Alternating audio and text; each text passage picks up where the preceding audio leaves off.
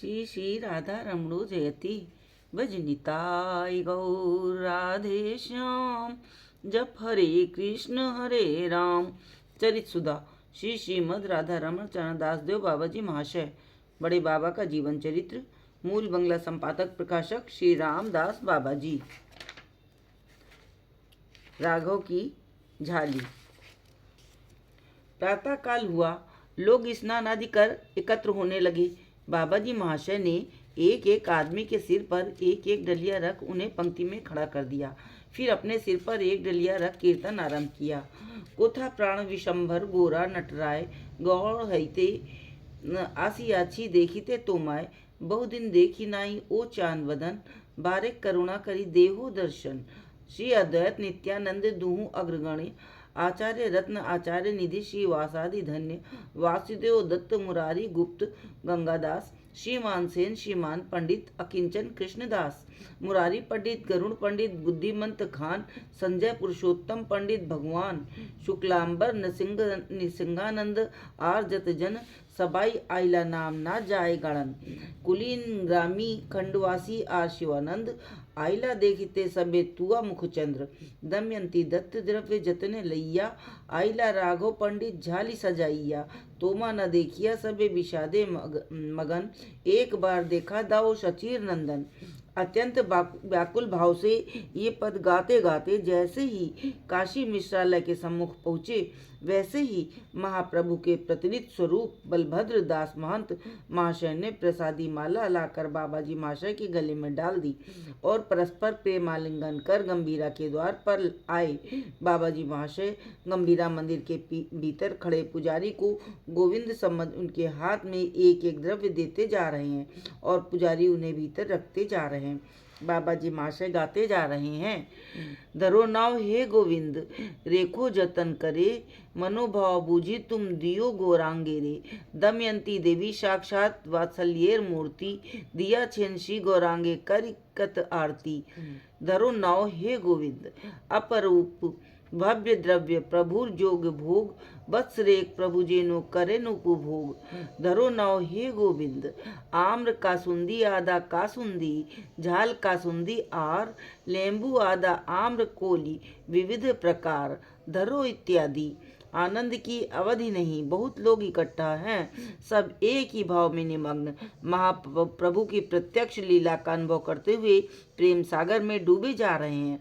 अधिकारी महंत एवं अन्यान्य वैष्णव बाबा जी महाशय के भागवत कंठ गदगद कंठ से भाव गदगद कंठ से सुमधुर पदावली श्रवण कर और नवागत भक्तजनों की भाव विवलता देख प्रेमाशु वर्षण कर रहे हैं और कह रहे हैं, धन्य निताई गौरांगत प्राण बाबा जी महाशय, धन्य इनके परिकर, इनके प्रभाव से प्रत्यक्ष लीला आस्वादन कर आज हम भी धन्य हैं।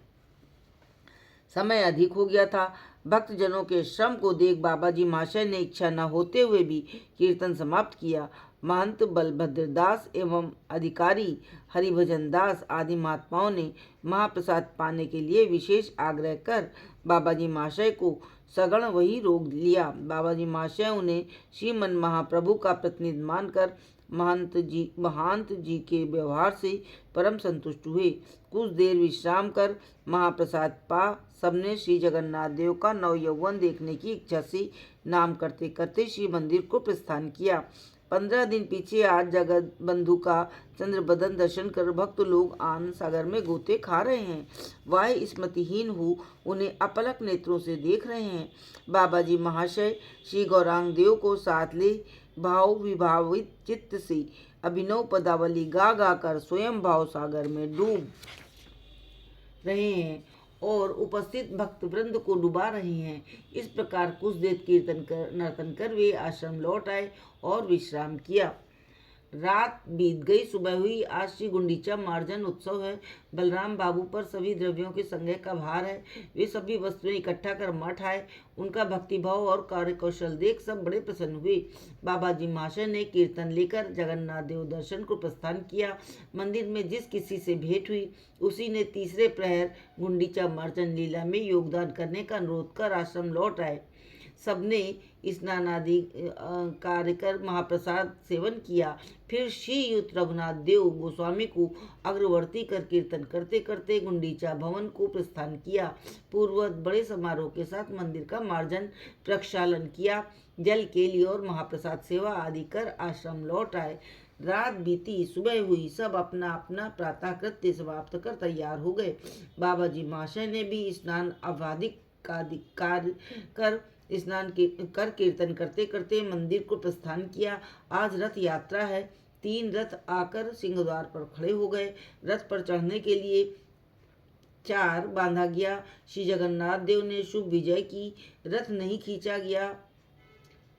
दूसरे दिन 9 बजे के लगभग रथ का खींचना आरंभ हुआ।